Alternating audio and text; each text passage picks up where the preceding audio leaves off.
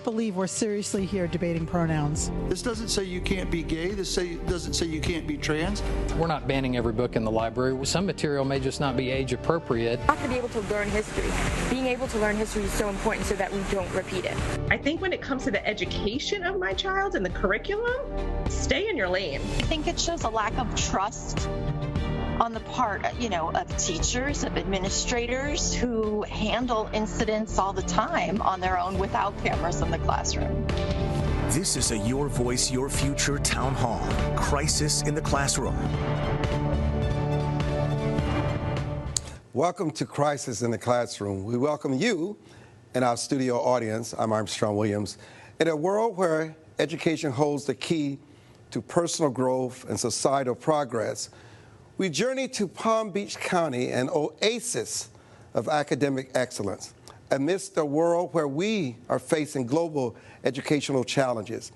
With a staggering 90% high school graduation rate and notable rates across diverse ethnic groups, 93% white, 84% black, 85% Hispanic, and 95% Asian, Palm Beach stands as a beacon of success. Join us as we dive into the secrets fueling the steady improvement in outcomes for Black and Hispanic students, seeking insights that can elevate the value of education in schools across our country. We start our show with the book battle unfolding across the nation. In Florida, well-known works of American literature like To Kill a Mockingbird and Of Mice and Men have been pulled from some library shelves under new state education laws. Reporter Danielle Dowros explains. It is a lot of work. Dr. Helen Wild is the second highest ranking official in the St. Lucie County School District. Lately, she's been spending a lot of her time poring over library books to determine whether they should stay on the shelf. Most importantly, we read the book in its entirety. It's really important that we don't make a judgment on a book based on excerpts. Dr. Wild tells the I-Team anytime someone submits one of these forms challenging the presence of a certain book, the district is required to respond. A committee is formed, which reads the book cover to cover and decides if it's in line with state statutes like the Parental Rights in Education law that prohibits sexual and gender identity content for kids kindergarten through third grade. About 20 books have been formally challenged in St. Lucie schools this year. Well, historically, we have not had challenges, but this past year we did have one citizen challenge a list of books. That citizen is Port St. Lucie resident and frequent school board meeting speaker Dale Galliano. I'm asking and requesting that you investigate what seems to be an underground progressive leniency, indoctrination, manipulation that seems to be going on here. Over a year's worth of work.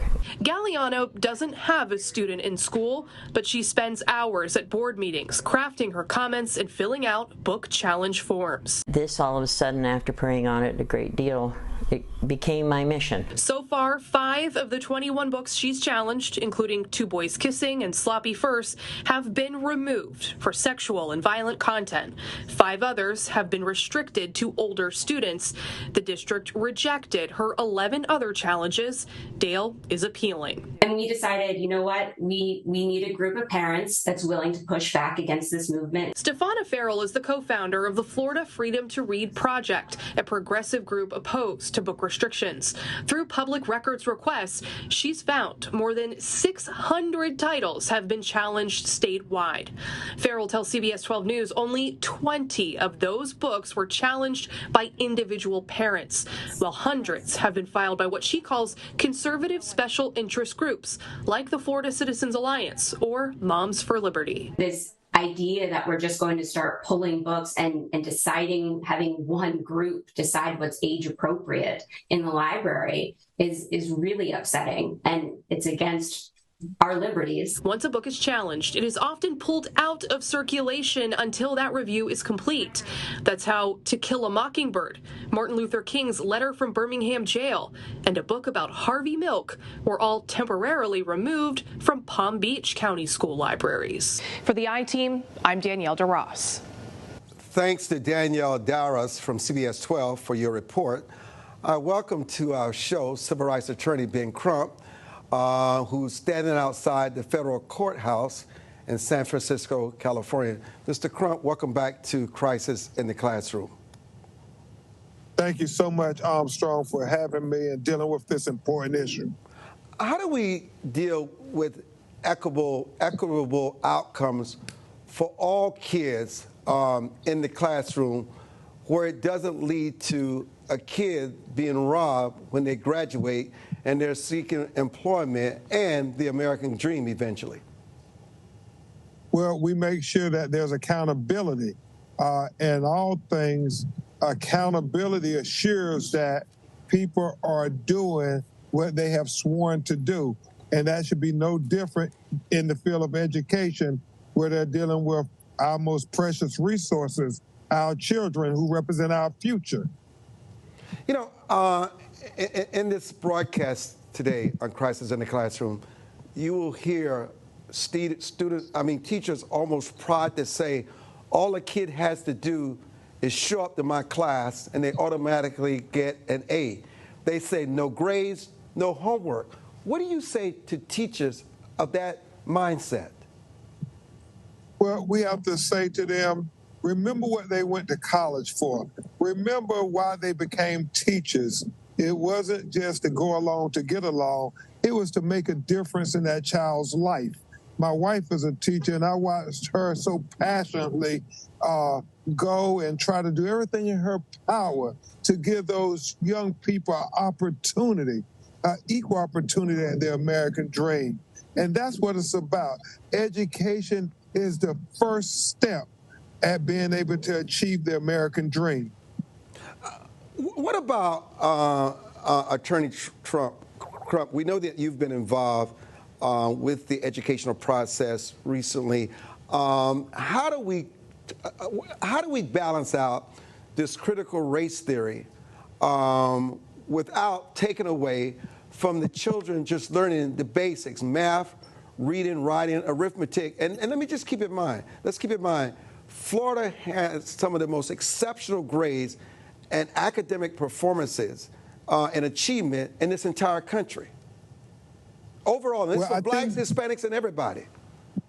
I think we have to always have young people understand that their history and their culture contributed to the progress of America and is part of American history. I don't think it's a proposition for either or. I think all of them are valuable. We have to teach social sciences and history just like we teach the math and the hard sciences. They all matter. And being well-rounded, people having a liberal arts education so they can deal with different issues in life. You don't want just people to be single-minded and they know math, but they don't know how to communicate with people. No, we need well-rounded citizens to continue to help make America be all that it can be, and everybody contribute to the American culture. How do we encourage teachers to return to this profession? Because we understand the impact that teachers have on a child's outcome for a lifetime, and yet we hear about the teachers' shortage not only in Florida, but all across the country. Well, you know, I think like anything, we have to be competitive. My grandmother always taught me, I can tell what you value based on, you know, what is in your budget. And if we say we value education, let's make sure we have good teachers, qualified teachers that we're fighting to keep where they can afford to do what they love. And that, I think, is an easy solution. Look at our budgets and let's make sure we value them. And then, Armstrong Williams, let's make sure we have accountability. Because like we're fighting in our lawsuit in Baltimore, if people aren't getting the outcomes that the taxpayers are paying for, then we need to get others who are going to get that accountability in those positions. How do we encourage parents, as you spoke about your wife and yourself and your mother, who had the greatest impact on the outcome of a child's education, how do we get them to be more dedicated in that child's learning experience at home? You know, a lot of that is multi-layered. sometimes you have parents having to work 2 jobs to try to make the ends meet like my mother did.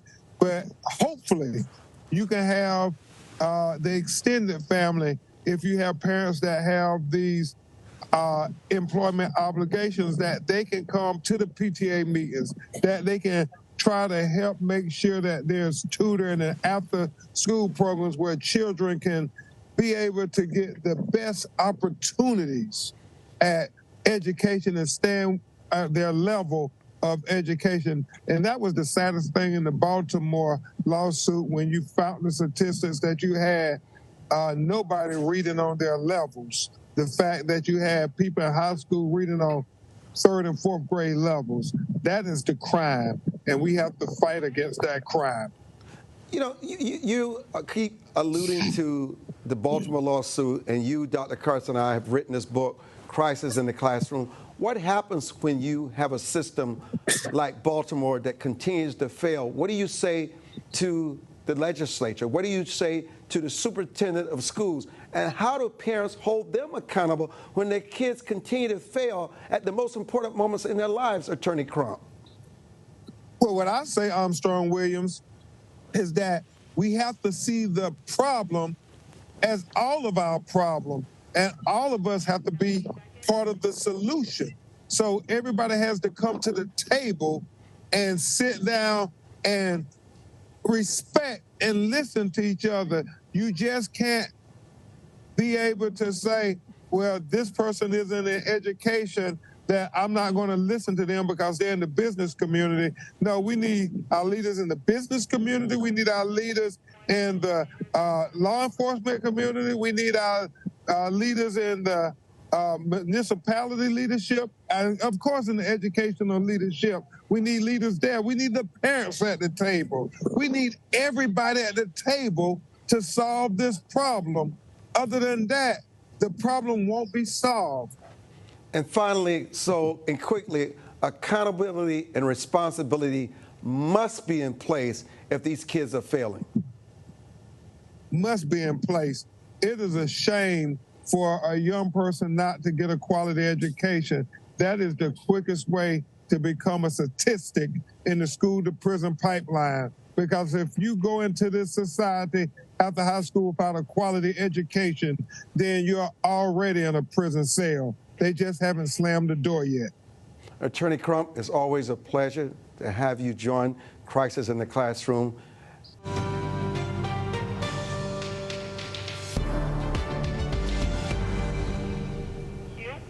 Recently, civil rights attorney Ben Crump and famed pediatric neurosurgeon Dr. Ben Carson and I wrote a book to address the crisis in education in our schools.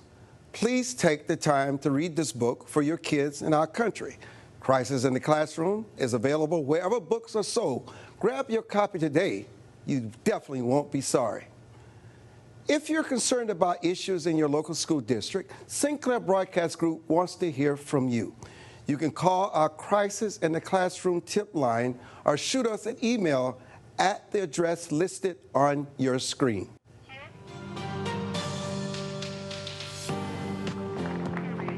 Still ahead, school legislation changing your child's education. We sit down with teachers in Florida to see if the new laws affected what happened in their classrooms or if their relationships with parents changed this school year. Stay with us.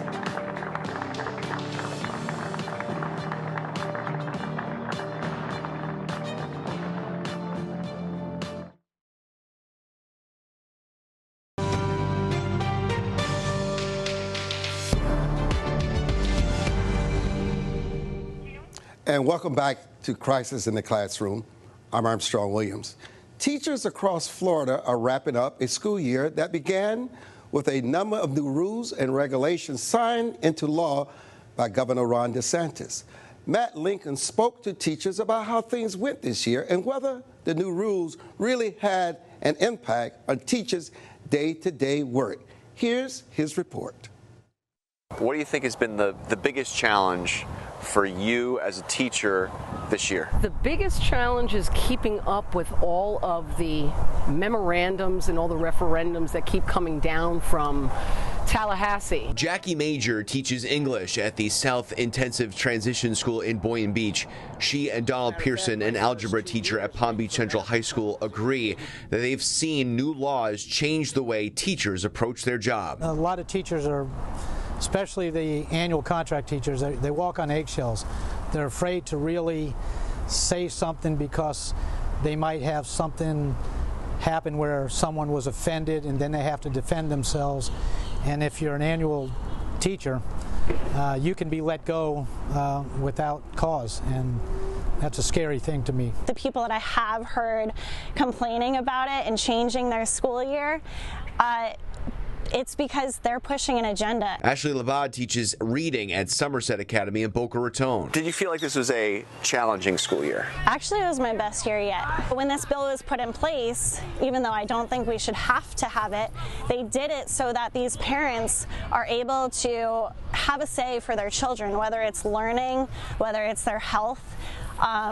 Anything is their say. Did you see any difference in the way parents interacted with you this year? No, not at all. Eric Hollander teaches math and science at the South Transition School. It's actually tougher to get a hold of some parents. Again, our parents are working 2 and 3 jobs.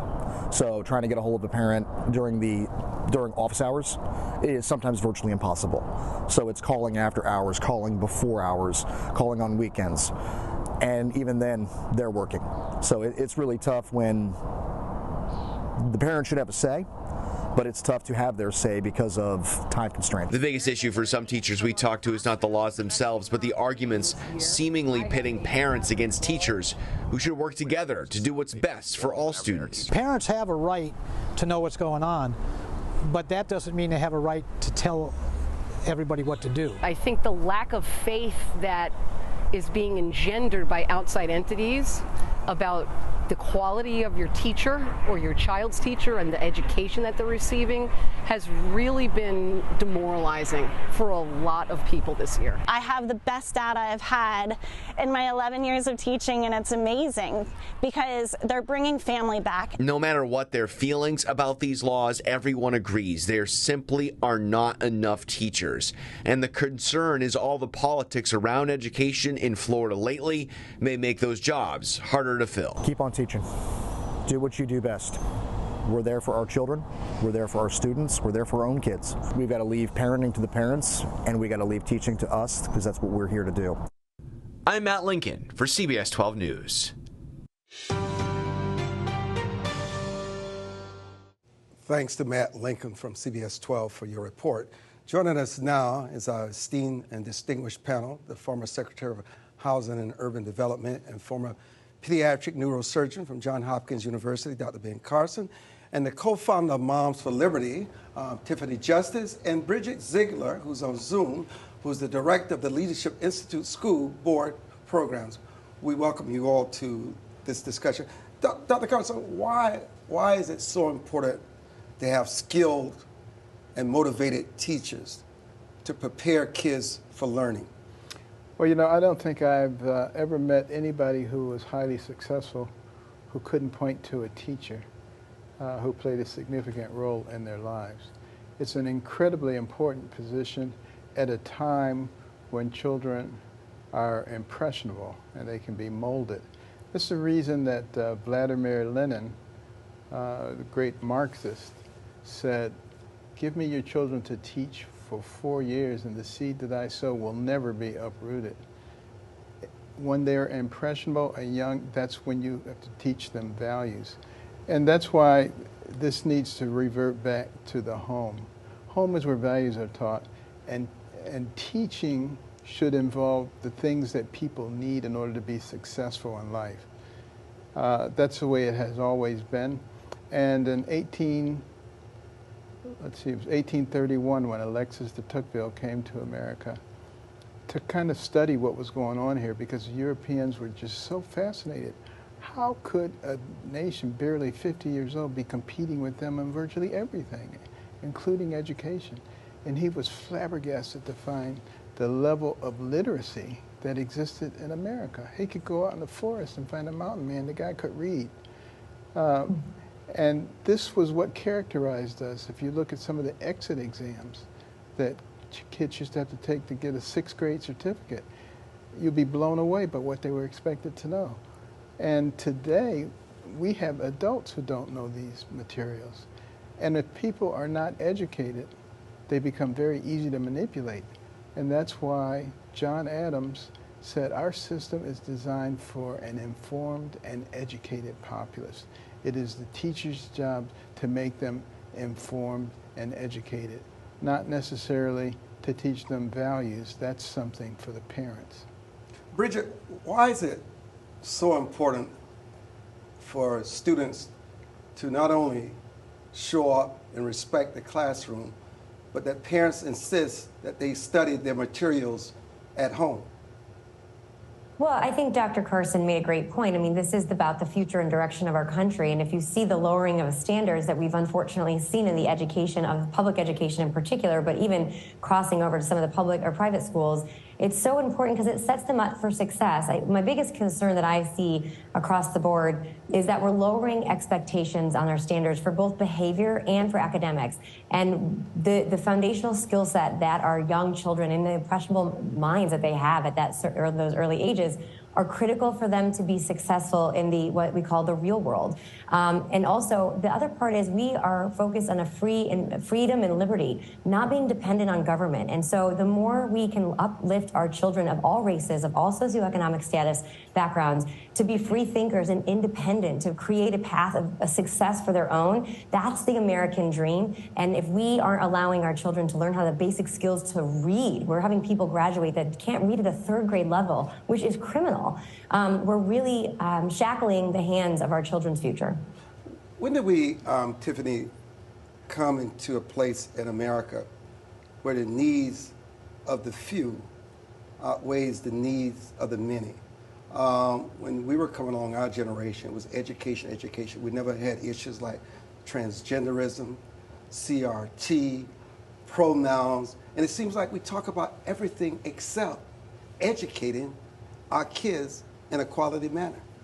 I think that the idea that somehow parents have brought politics in the classroom is just not true. We have government schools, and I don't think parents' expectations for those schools have changed. I think parents send their children to school, and they want their children to learn to read, to write, to do math. But I think what American parents have noticed, certainly during COVID and now, is we've seen kind of behind the curtain. And what we've noticed is that schools' goals are not to teach our children how to read. In fact, it seems like the goal of schools is to make children politically literate, to make them into social justice warriors, and to not really worry about them having practicable skills. We talk about the books a little bit, Armstrong. I'm seeing some books that are listed, while I'm speaking, and the books that moms and dads are concerned about are not those books that are being shown. We have a situation where children in our public schools are being sexualized at an alarming rate, and the books that we're finding are extremely concerning, very graphic sexual content.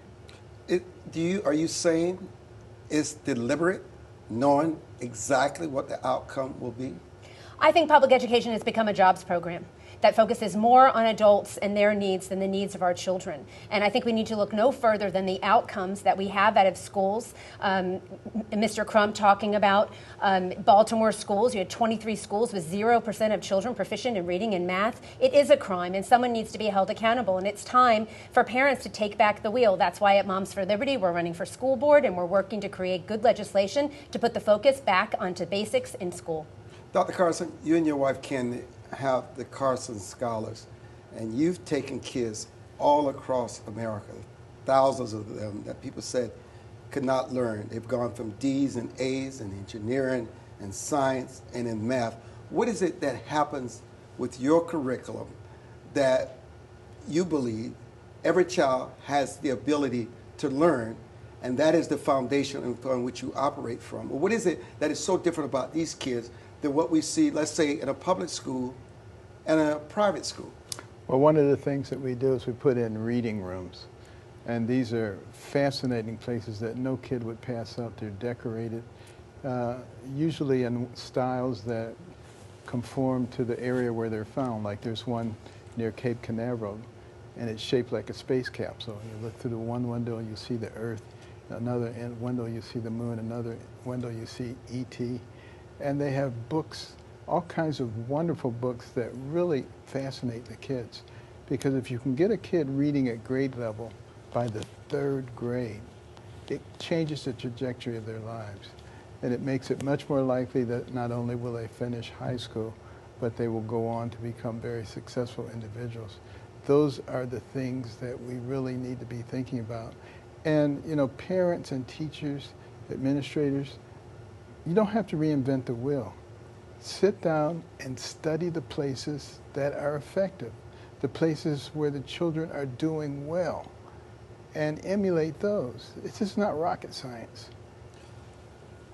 Crisis in the Classroom continues.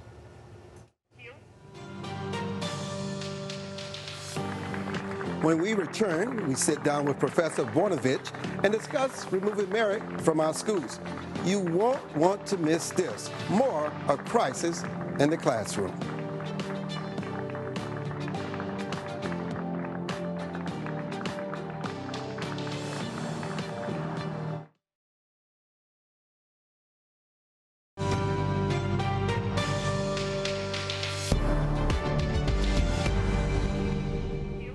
We welcome you back to Crisis in the Classroom.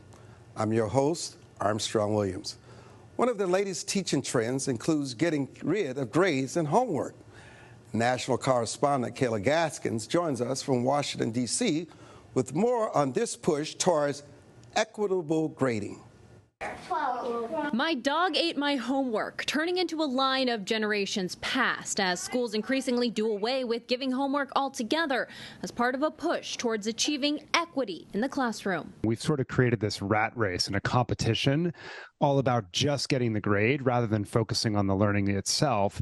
And that favors, in some cases, those kids who have the most resources. Equitable grading looks different from district to district. In Washington State, the Olympia School District nixing music class for 4th graders in the name of fighting racism. We're a school district that lives is an entrenched and is surrounded by white supremacy culture. A school in Minnesota doing away with giving students Fs. Kids can also retake tests. We realize that not every kid gets it the first time. Instead of pushing kids forward and helping them succeed, helping them read and do math, on par to the standards, it tells kids no. It tells kids that you can't because of whatever reason. And a teacher in California gives everyone an A. I'm going to talk to you a bit about how to decolonize a classroom. Anyone who takes my class automatically gets an A, so I also don't give homework. It's really sad to see that instead of pushing kids to succeed, schools would rather hold them back to have, equality of outcomes. One of the main advocates for equitable grading, Crescendo Education Group CEO Joe Feldman, says educators and critics often miss the point of the whole idea. Equitable grading doesn't mean that everybody gets an A or that we don't care about deadlines or that students don't do homework. We want to make sure that our grades accurately reflect our students' understanding of the course content. We want grades to not be a reflection of students' income or other circumstances outside their control. Feldman says the idea of equitable grading is to avoid placing kids in a pressure cooker situation, fighting for every point. Critics argue that pressure cooker is necessary to propel kids to success. In Washington, I'm Kayla Gaskins. Thanks to Kayla Gaskins from Washington, D.C. Now we welcome to Crisis in the Classroom campus Reform Higher Education Fellow and Associate Professor of Earth and Environmental Sciences at Temple University, Dr. Bornovich. Dr. Bornovich, thank you so much for joining us.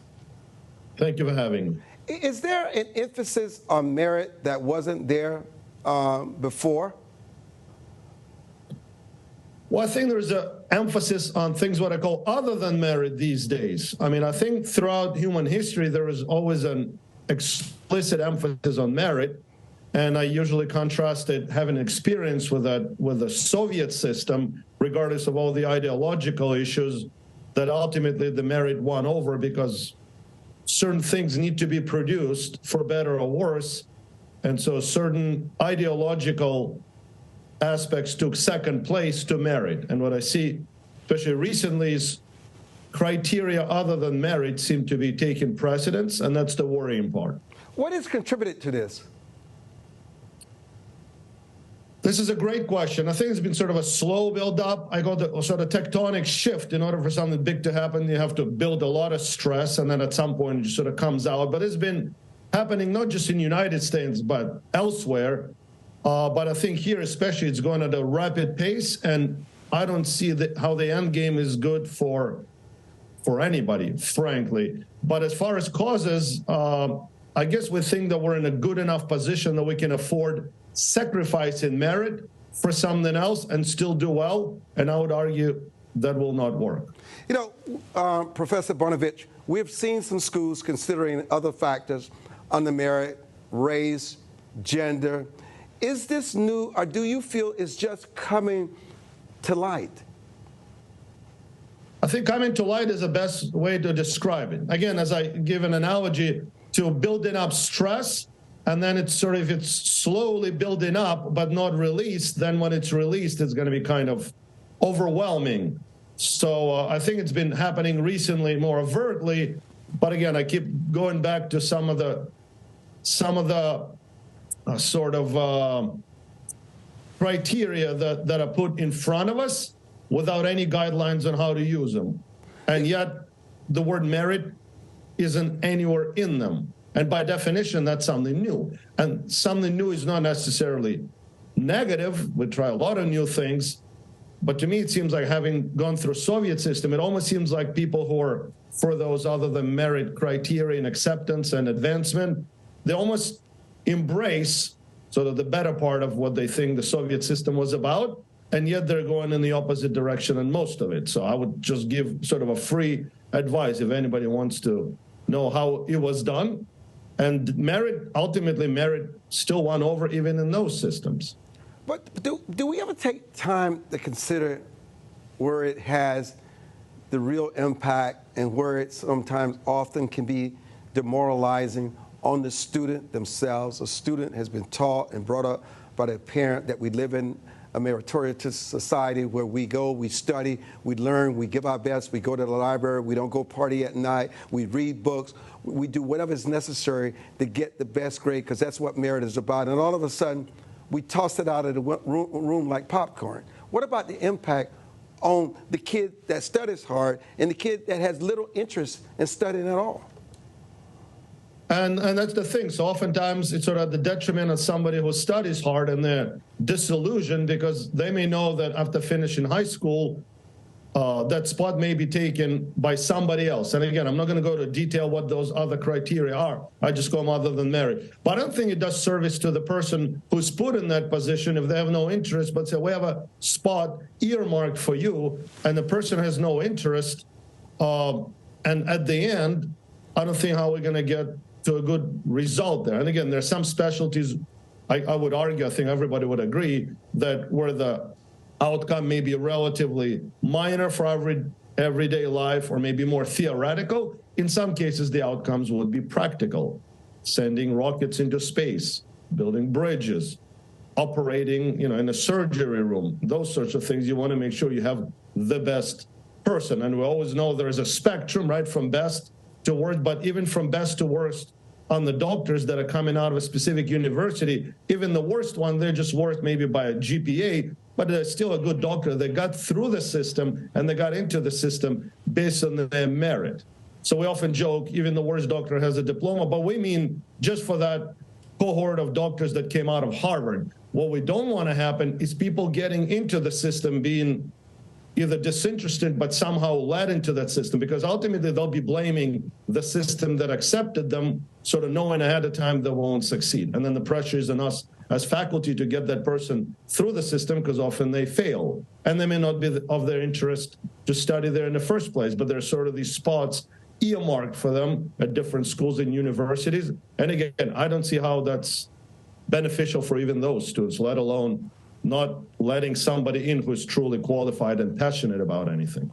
Can you imagine how this will play out years from now in the medical field, in aeronautics, in engineering with buildings? Do people really think, fast forward, about the true impact if we dumb down our educational system?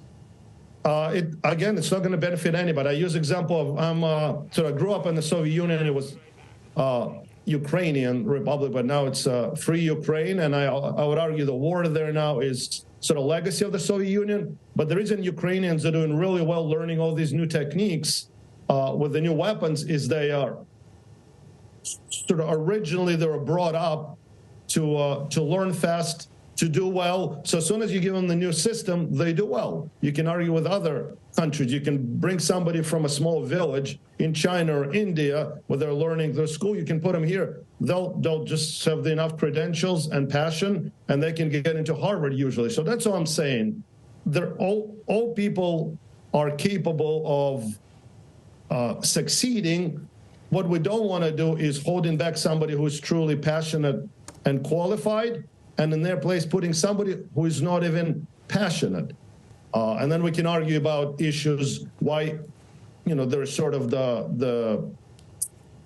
some students have more of a lower preparation, but then we need to prepare them better in school. If a student asks me to get them extra time, I'll give them extra time. That's no problem. Yes, Dr. Bonovich, we certainly appreciate your insights, and thank you for joining us today.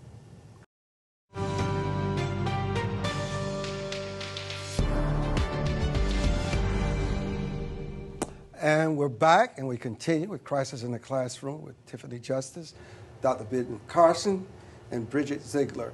Bridget, we talk about the shortage of teachers and the quality of teachers, but sometimes teachers in the classroom face disrespect, a war zone, spit on, the worst kind of humiliation. Yeah, listen, there's no... one of the hardest jobs ever is actually being a teacher, and it's one of the most important jobs. And so, as I said before, there's two things that we're seeing, and I'm still a school board member in Sarasota, Florida, so I see this, I'm on the front lines right now, and you do see a lowering of standards, not only on the academic side, but on the behavior side, and that has a very significant impact on the quality of teachers, the working environment. And you have to think about anyone in any profession, you want a working environment where you can thrive. People who are teachers, it's a gift. They get into it because they truly want to help a child achieve success. I mean, that is, I come from a long line of educators, and I know that that's at the heart of what they do. But unfortunately, and I believe that society as a whole, and we all as community members need to consider this, it's almost as if we're asking our schools to solve all of society's problems: mental health, behavior, poverty, eating. We could keep going on, and I think Dr. Carson said that it's almost as if we're talking about everything except education and educating, mathematics, writing, reading. Those are the core components. We need to ensure that the standards of expectation for everyone, staff and students, is that it's high, that everyone can achieve their God-given potential, no matter what their background is. And I believe that you create and foster an environment that is great not only to learn in, but also to work in. And I think that, as was mentioned before, it does take a partnership. But sadly, there have been special interests from all over, from very high levels, that have infiltrated our public education K-12 system to use it for everything except education, but to truly shape impressionable minds for social justice purposes or other ulterior motives. And that's why it's so important that parents at the ground level get involved, partner with your teachers, and try to form an environment that really does allow every child to thrive. You know, Tiffany, one of the issues that so many Americans are concerned about today is inflation. But there's a dirty secret to a different kind of inflation that goes on in the classroom and at graduation. And it's called graduation inflation. Yes, sir. Graduation inflation is a real thing and happening, and I think parents need to take a step back and say, how is it that only 20% of kids in 8th grade in my school district are reading proficiently, but yet we have a 90% graduation rate happening that's being reported? Unfortunately, I don't think the full story is always being told. I think school districts sometimes do two things very well. They protect themselves, and then they celebrate themselves, sometimes to protect themselves. And so if you show 90% graduation rate, you know, people say, oh, that's fantastic, you're doing so well. We need to dive deeper. We need to talk about whether kids are really learning to read and write and do math in school. And parents are there now asking the hard questions, showing up at school board meetings, and they want the real data. And so I really think in order for children to thrive in American public school classrooms, we need to partner with our children's schools, but we do not co-parent with the government. No, Dr. Carson, you, in many of your speeches of late, have talked about critical race theory. Could you share with us your thoughts on the benefits and the consequences of the CRT push in the classroom? Well, I think it's very important that we teach our children all of our history, the good, the bad, and the ugly. But the fact of the matter is, an honest appraisal will show you that there's a lot more good than there is bad and ugly. And CRT, 16, 19, those programs, they take the bad and the ugly and they try to make that the foundation and build around that. Try to make black kids feel like victims, white kids feel like oppressors. How is that supposed to benefit our society by dividing people like that? And that's why one of the reasons that with American Cornerstone we have a Little Patriots Learning Program, online free teaching program, teaches everything. And recognize that, slavery was a horrible thing. There's no question about that. But America is not unique in having had slavery. If you study history, you'll know that virtually every society has had to deal with slavery. The only thing that makes us unique is that we had so many people who were vehemently against it that we were willing to fight a bloody civil war and lose a large portion of our population to get rid of it. That's what should be emphasized.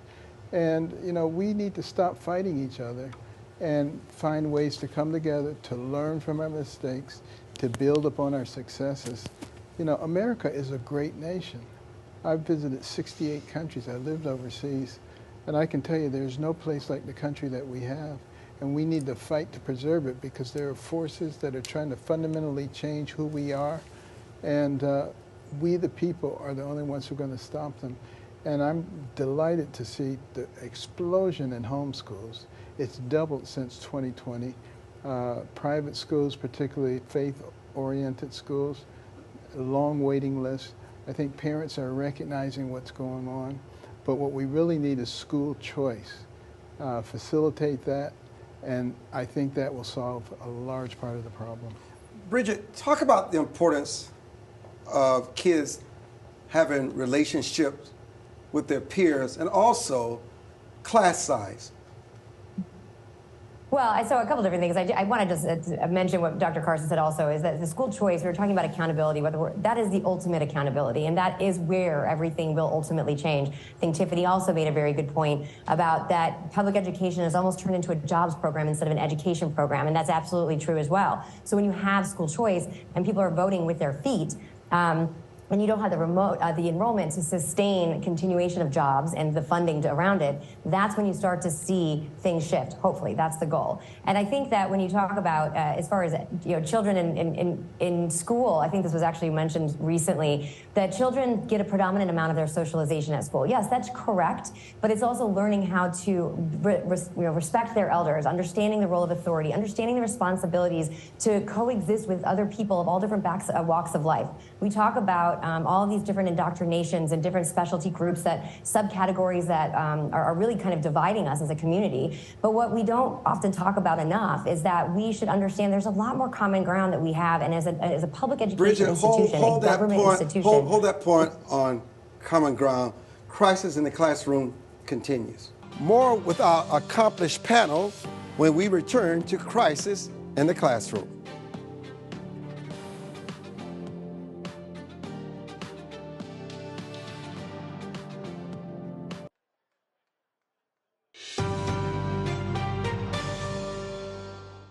We continue with Crisis in the Classroom. We're going directly to the audience where Paige has a question of the panel.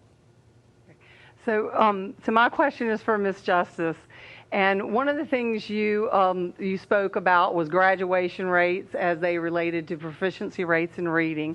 I know in Palm Beach County we have an A rating at that 92% graduation rate. There's a lot of smoke and mirrors about how we come up with that. And I want to know, how can I find out what the proficiency rates are for the students who do graduate? I have not been able to get that from the Department of Education. So maybe you can help me and tell me where I can find out that information.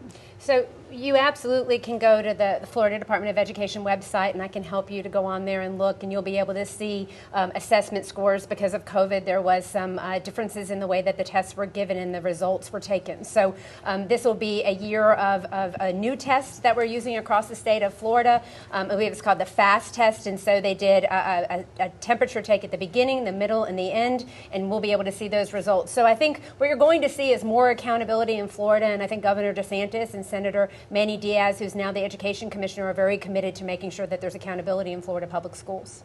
Back to the audience, Dana. Hi, my name is Dana. You talk about school choice and an increase in homeschooling. How is this going to help the unmotivated child of a single mom working 2 and 3 jobs? Well, I think we have to work every place. We have to aim at all of the different targets, not just take one. So one of the targets, of course, is the fact that people don't have choice and they're stuck in schools that are not responsive. You know, the way to deal with that is going to be responsibility. The teachers, the administrators, they get paid the same thing whether the kids pass or fail. That's how you deal with that. But getting people in choice situations makes a huge difference. It made a big difference for me because the schools were not performing. So I learned how to work outside the school, to go to the libraries, to go to the museums myself. All of those things are possible. We forget about the fact that people themselves actually can do things. Tom? Yes, my question is about money. I'm very concerned, actually, having been a teacher for 27 years, that it's going to be difficult to do the kinds of things that the legislature is talking about these days, spending money on experimental academies, experimental classrooms, vouchers for homeschooling, $8,000 a pop, and all the taxpayers are paying for all that, and it has to come from somewhere, and it's going to come from the public schools. So where can we go with that if the schools lose and everybody else is raking in the money? Bridget?